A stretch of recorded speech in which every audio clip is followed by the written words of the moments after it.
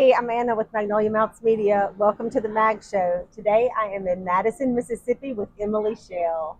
We just had a fantastic dinner at Strawberry Cafe. So, Emilee, tell me what you do. So currently I am the director of a sober living facility at Grace House for Women in Jackson, Mississippi. Rumor has it you're branching out to do some other things in the nonprofit world. Yes, I'm the founder of Exchanging Pathway. I see a need. I see a need. There's several reentry programs in Mississippi. Reentry from Reentry, returning citizens coming home after incarceration. So I see a need that we need more reentry housing. So if you're released and told to go be productive and you have no resources, like how do you do that if I'm homeless? Yeah. How do I do that if I don't have identification? Like what are the next steps? So basically what an individual would do is return back to their natural habitat, their old ways of thinking, their old ways of surviving, and where does that get you? Right back in prison. So you're aiming to lower recidivism, Yeah, and to help people have a actual fulfilling life after incarceration. absolutely. Trying to break Love down it. some of the barriers. What made you want to do this? Okay, thanks for asking. So, I am a justice impacted person. I'm formerly incarcerated. I know the barriers that I faced trying to become a productive citizen. First and foremost, I didn't know that I wanted to be a productive citizen. Right. You know, I was comfortable in the lifestyle that I was living, even though it kept landing me back in prison. I strayed from my childhood morals, and the way that I was living had become natural for me. And, you know, you don't just get addicted. I'm also a person in long term recovery from substance abuse. Congratulations. Thank you. And that was the underlying factor in me continuing to go to prison not once, but 4 different times. Right. And when you complete your in-house incarceration, there's usually a probation or parole term. Mm-hmm. And if you're not living right, you're not going to report. Right. Just in that alone, you have a higher chance for returning to prison for not reporting. I did not have an address to go to because I had burned every bridge because of my substance abuse. Yeah. And I was given an opportunity. I went through a program called Grace House, the program that I actually work at today. Get out of town. Yeah. I'm sorry I was so shocked, but because we talked about using pain for purpose. Yeah. But your life is truly full circle. Absolutely. Because of my very colorful record, I thought that I was doomed to minimum wage jobs for the rest of my life. You know, I had some work experience. I just had bigger goals for myself. Once I made the decision, like, okay, this is not working for me. I want to do something different. So in recovery, whatever you're willing, or whatever you ask me to do, I'm willing to do it.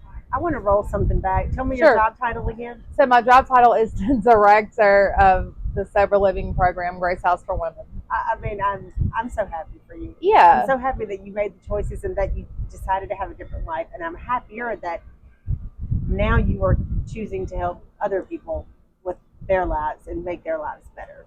Yeah, that's what it's about. We need that in Mississippi. Poverty leads to crime and addiction and homelessness and incarceration. Absolutely. Caused by all of those. It's that's another full circle, right? That we want to avoid. I said you're using your pain for purpose, and what did you say? I said absolutely. I've turned my trauma into my resume, and my experience from the criminal justice system is my expertise because I know I've been there, I've done that. Right. You know, we're going to sit down and talk next year, and you're going to be housing a lot of people. Yeah. What's something that you would say to someone who's struggling with a life full of addiction right now? Something I would say is you don't have to use again, and there's hope, and to trust the process. Oh, trust the process. I've done that in my life. I just learned that. This hasn't been a year. I just learned to trust the process, and it changed everything. I used I believe in God, so God is my higher power, but I used other people. My faith, I saw working in other individuals. I used that for hope. Because when I heard somebody's story and they had been where I had been or similar backgrounds, I was like, hey, if they can do it, I can too. Yeah. So it's very similar in this situation. A person with lived experience trying to help an individual that's struggling in the same manner that you did. Like, who better to help someone? Yeah. Someone that's been there, someone that's done that, someone that has the resources, you know? Yeah. Emilee, if people want to help support your organization or if people need to seek you for help, where can they find you? Exchanging Pathways has a page on Facebook. We're still getting everything else established, but Facebook is where you can find us. You can message me. You can like the page, share the page. Follow, donate. Yeah, absolutely. Can you tell me where Emilee was 5 years ago compared to Emilee today? That's a great question. So 5 years ago, I was hopeless. I was at the beginning of this journey, not knowing if I wanted to be sober or not knowing if I really just wanted to let go of that old lifestyle. And then when I did make the decision, I can't do this anymore. So basically, like I said earlier, I'm willing to do whatever you tell me to do. Just tell me how to do it. I never saw myself as an activist or an advocate or owning my own nonprofit.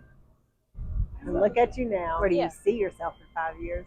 Where do I see myself in 5 years? Hopefully, I will have multiple homes. I do have a vision. I would like to start my first home for a small group of women, somewhere between 4 to 8, because I want to be into the results. I don't want so many women that, like, I don't know what's going on or that I can't help you, because we're a small organization right now, right? So in the future, what I see is I would like to have a house for mothers with children. Yes. I would like to eventually have housing for men. Another vision I have is for women coming out of incarceration that have a history of human trafficking or sex trafficking. I would like to have an LGBTQIA2 plus friendly home. Beautiful. Yeah. You are truly one of the people making Mississippi better. I'm honored to have met you. And I'm going to say again, you're one of the people making Mississippi better. And I'm honored to have met you. I am looking forward to sitting down with you next year and talking about how far you've come. And hopefully again in 5 years, I wish you and your organization the best. Keep helping people. Yeah, thank you for taking the time to be interested in what Exchanging Pathways is doing. And thank you to the person who commented on Flowwood. That was Dusty Yarbrough. Thanks, Dusty. Thanks, Dusty. Make Mississippi better.